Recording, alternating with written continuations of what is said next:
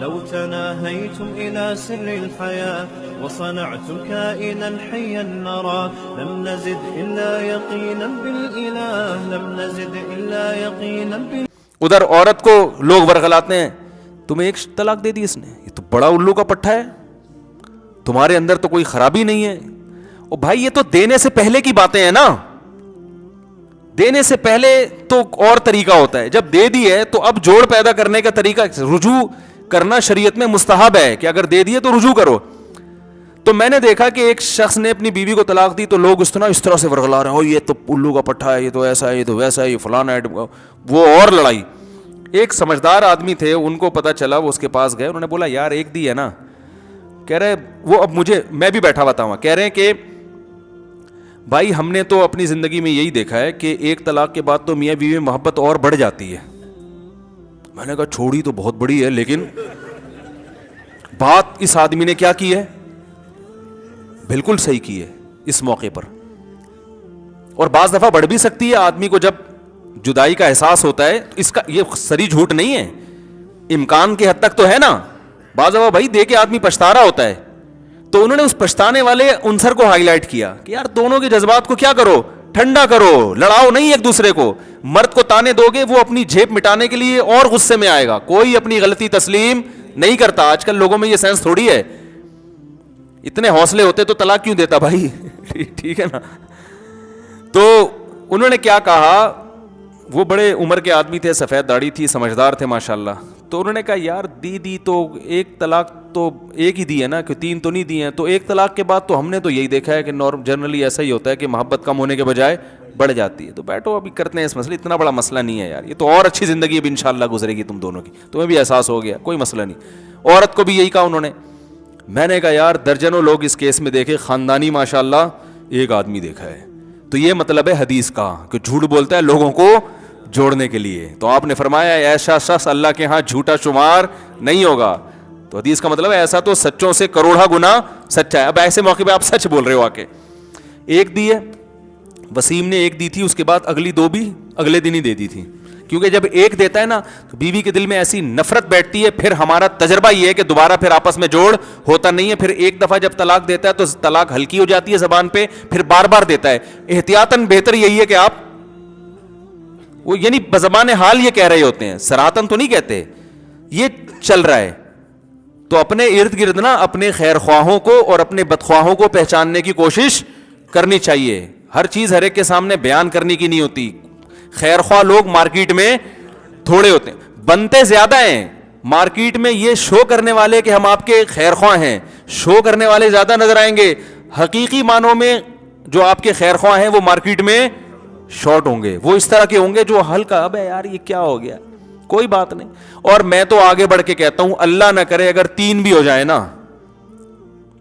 اللہ نہ کرے 3 بھی ہو جائیں تو اب تو ہو گئی نا, اب ریورس تھوڑی ہو سکتے ہیں. اب بجائے لڑوانے کے, چاقو چھرے نکلوانے کے, اب جو دے دی ہے دینے سے پہلے تو چترول لگاؤ اس کے. میں تو کہتا ہوں یہ نوجوان لوگ بات بات پہ طلاق کی دھمکیاں دیتے ہیں, باپ کی ذمہ داری اپنے بیٹے کی کٹ لگا دے کسی دن کہ تو کچھ اور بات کر لیا کر, تو یہ بات بات پہ دھمکیاں کیوں دیتا ہے. طلاق تو ایسی چیز ہے بھائی, خاندان والے بیٹھے ہیں, جرگہ ہو کہ تمیز سے 10 لوگوں سے مشورے کے بعد جا کے انسان فیصلہ کرے کہ دینی ہے کہ نہیں دینی, پھر دینی ہے تو کتنی. یہ جذبات کا کام ہی نہیں ہے. جذبات میں اگر کوئی کرنے کی کوشش کر رہا تو پہلے ہی طبیعت سے کوٹ دو اس کو. ابا کی آپ محلے والے نہ کوٹیں کہ بھائی تو کچھ اور کرنا, بات کیا بات بات پہ دھمکیاں دے رہا ہوتا ہے.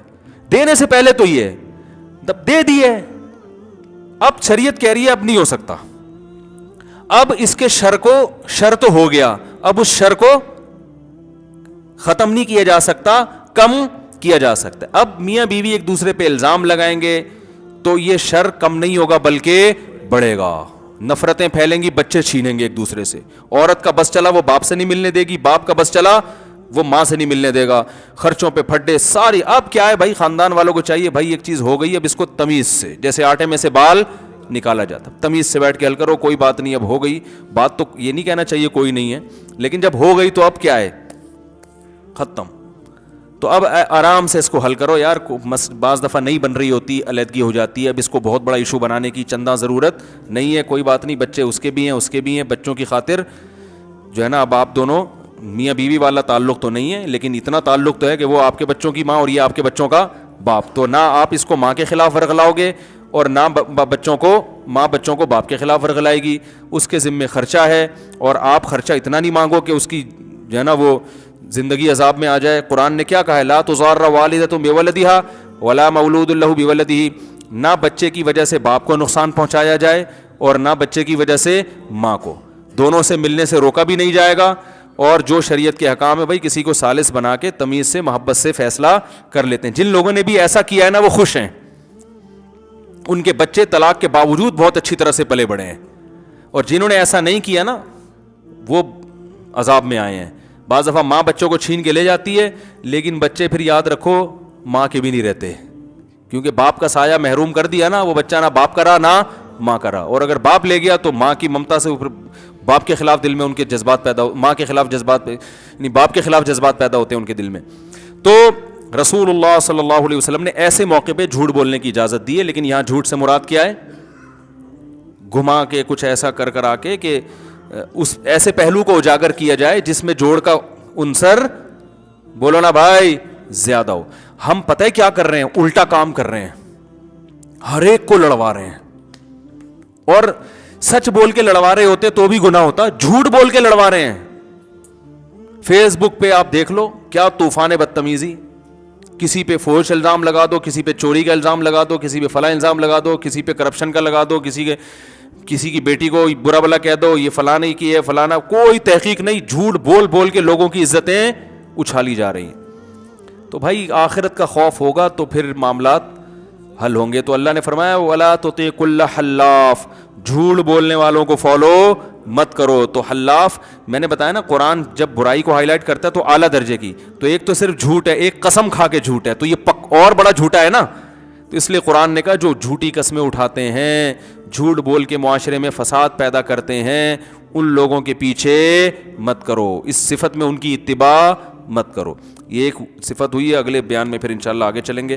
اللہ عمل کی توفیق دے. سوالات بہت ہو گئے ہیں بھائی, جو حضرات جانا چاہیں, بیان ختم ہو گیا ہے, وہ جا سکتے ہیں. جو بیٹھنا چاہیں وہ اپنی مرضی سے بیٹھ رہے ہیں, اور بیان کے جو اپنی مرضی سے بیٹھ رہے ہیں درمیان میں اٹھ کے جانا چاہیں تو وہ بھی جا سکتے ہیں. یہ نہیں کہنا مفتی صاحب اتنی دیر سے بیان ختم کیا آپ نے, تو ہم نے تو ختم کر دیا ہے, اب آپ اپنی مرضی سے بیٹھے ہوئے, تو آپ کی مرضی, جتنی دیر جتنے سوالات سنیں گے اتنا فائدہ ہوگا, نہیں سنیں گے تو کوئی مسئلہ نہیں.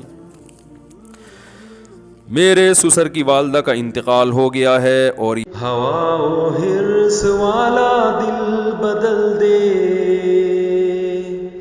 میرا غفلت میں ڈوبا دل بدل دے.